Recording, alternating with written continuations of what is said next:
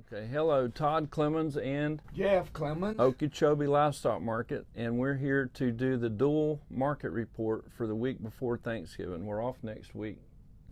Yes, we are. We're going to give thanks next week. Yeah, so we give thanks every day too, though.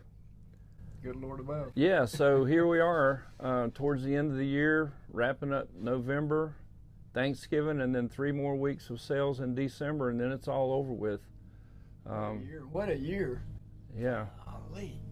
Seems like just it went by so fast. But so much stuff jammed in this year, so much other stuff. Yeah. I mean, besides cattle prices being great.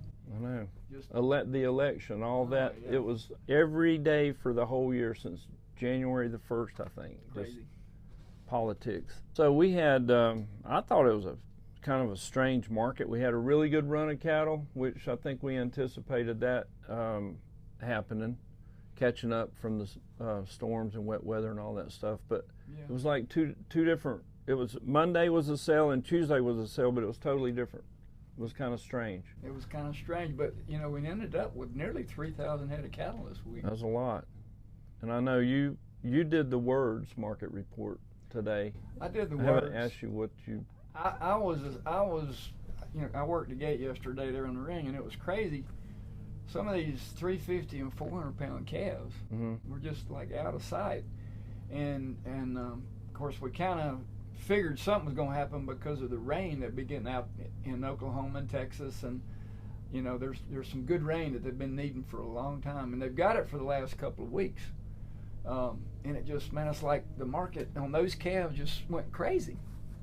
One guy I talked to yesterday, I think this was in Mississippi, up there in the Gulf Coast parts that have the ryegrass. I guess they got good rain, they turned cattle out on it, and then it kept raining, and then it rained so much that the cattle they turned out on their ryegrass, they were just stomping it down, so they had to pull them out because it got too wet. I mean, they needed rain, and then like in a matter of a few days it was too wet. It was that's how much the weather means to those guys this time of year. There's on the market report, I want to show you this. This is tells you from one day to the next.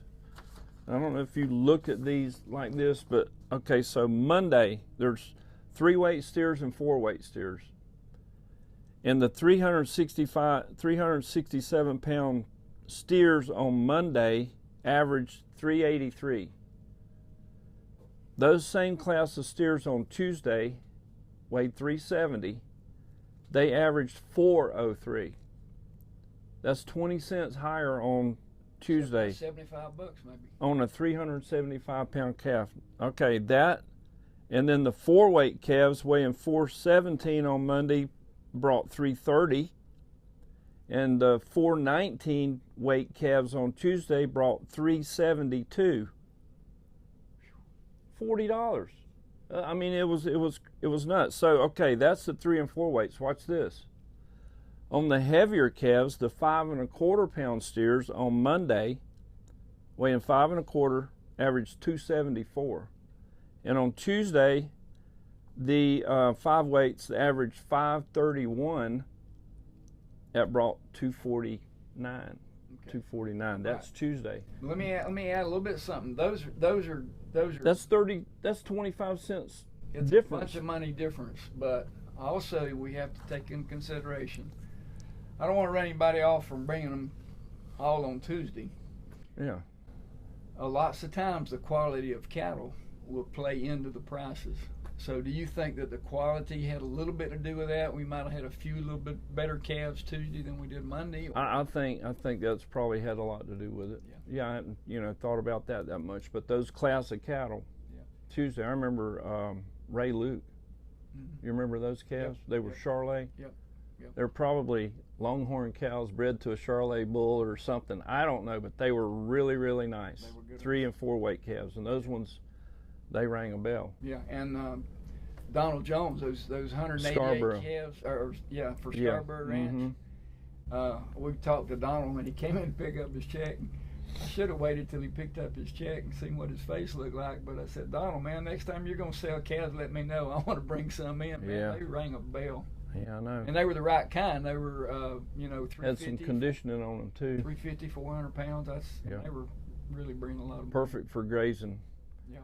But yeah, they say that wheat out there in Texas is they've never had it as good. It's been a long time since it's been that good. So I guess you'll be able to tell us what it looks like out west next week, won't you? Or the week after the next. Where are you headed? Yeah, headed to the NFR. Congratulations to my grandson Cole Clemens and his buddy Dylan Hancock. Give them guys a shout out. They both made the NFR, so we'll be out that way. And I'm gonna take a helicopter ride one day around Vegas. So I don't know if there's any wheat around there or not, but it might be brown instead of green. But yeah, we're headed out west, and you guys say a little prayer for the Clemens. First time the Clemens made the NFR, but he made Rookie of the Year and the NFR in his first year, so mighty proud of that. Yeah, that's awesome. Yep. What an achievement. That's great. So have a good time. I don't know how you're going to stand Las Vegas for 10 days. That's going to be hard to do. You're going to give me a credit card to take out there. Oh, okay. Well, yeah, I'll be sure and set the limits back though before I give it to you. So we talked about the feeder calves. On the slaughter cow side, Tuesday, we just didn't have very many cows. One or two dairies, one or two sets of Holstein cows, and just a few beef cows, but I don't remember any really outstanding set. Can't remember any, but I think they were pretty steady. Well, Kilpatrick brought a pretty good handful in that one day. Russell Kilpatrick, they were yeah, he good did. Cows, and, yeah. You know, of course, Russell wanted more than what they brought, but they brought a lot of money. You know, I bet they averaged $1,200. Mm-hmm. So thank you, Russell, for that. I was just jabbing you. Yeah, man, I remember seeing some of those Jay Walpole sending some of those big Brangus bulls, big like old things. 6 or 7 head. They weighed a ton. I think they brought $1.60 maybe or so. One of those bulls brought $1.70 something. Crazy. He weighed a ton, or 2,100. $3,500. Yeah, I know. So butcher market was good. Yeah. So yeah, getting on to the slaughter cows there. The last week of December, I think it's the 16th is Monday and the 17th is Tuesday. Being we're not having a slaughter cow sale, slaughter only sale during the holidays, we're kind of promoting that last sale of the year, December 17th, Tuesday. So if you've got a set of cows that you were planning on selling during the holidays, call us, reserve a number. We're going to slot out some lot numbers there at the start of the sale just for these slaughter class cattle, and so get them in here. It should be a pretty good market. They'll be needing them during the holiday. Yeah, they you know, all the markets in Florida shut down 2 weeks, so these buyers need to kind of buy up some cattle, and this is the first time we haven't had a slaughter sale in several years. We've been trying to do that every year to accommodate those packers, but this year, the way the holidays ended, it was just it wasn't good. It was the way, you know, in the middle of the week. Yeah, you got to consider the truck and everybody trying to, you know, take off with their families and all that. So yeah, so we decided not to have a slaughter sale this week. This year. Right. We've got 2 weeks there that we do a lot around here, repairs and maintenance, and like our parking lot, we're trying to get some potholes filled up. You guys know we need some desperate work done on our driveway there, but we're going to take care of that for you. So yeah, a lot of people do things during the holidays, like our business, and these cattle buyers, they kind of shut down and regroup, get their books in order, and get things tended to there. So I guess that about wraps it up. What about some? Yeah. We'll do. What about horned Hereford bulls? We have? Well, 2 things. We've got a producer's cattle auction sale coming up, an internet sale on December the 5th. Got 2 or 3 loads of calves on it already. If you guys got any leftover calves, maybe you got a wean load, you want to put that on that sale, we'll need to get that information in by the end of next week. So we got that sale coming up December the 5th, and you can look at that on producerscattleauctions.com. You can go in there and check out what we do there on the internet. But we do have a handful of good horned Hereford bulls that just came in. I've got 5 of them. And they're good ones. They're really, I mean, they got bone like this, and they'll probably weigh 1,700 pounds. Really good, good bulls. Yeah. We've been handling those bulls for a long time. I don't know how many years. Long time. The Milligans, 50 years, I don't know. They've been in the Hereford business forever, but they send us a little handful down every now and then. So I remember going up there one time and seeing those cows, and I think Jim asked me, what do you think that cow weighs? And being from Florida, you know, a big cow to us was like 1,100 pounds or something. Yeah. And I said, well, those are pretty big cows. I guess they probably weighed 1,200, and they weighed 1,600 pounds.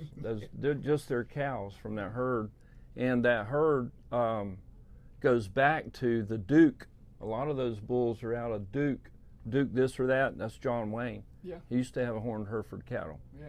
And I don't know that they bought all of it, but a lot of their lineage comes from those Duke. You reckon he got to liking them when he made some of those westerns, and they used all those old Hereford cattle in those westerns and stuff.